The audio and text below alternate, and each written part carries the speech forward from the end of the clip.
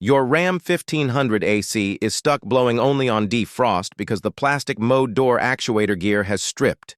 We are going to replace this hidden gear under the driver's side dash without tearing apart the entire center console. This default defrost setting is a safety feature when the system loses control of the blend doors. You only need a T20 Torx bit, a small ratchet, and a replacement actuator gear kit. Park your truck and move the driver's seat all the way back.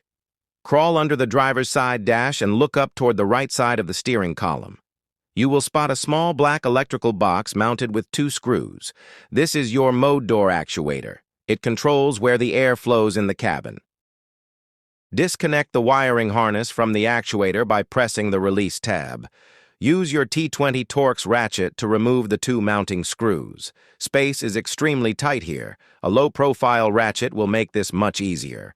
Once the screws are out, gently pull the actuator straight down. You will see a white plastic cam gear attached to the metal shaft. Examine that white plastic gear. You will likely see broken or missing teeth.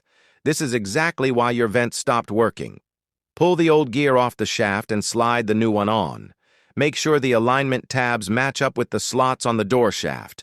Push the actuator back into place until it sits flush against the housing. Tighten the 2 T20 screws and plug the wiring harness back in. Start your Ram and cycle through the AC vent settings. The system will take a few seconds to recalibrate the new gear positions. You will feel cold air coming from the dashboard vents again.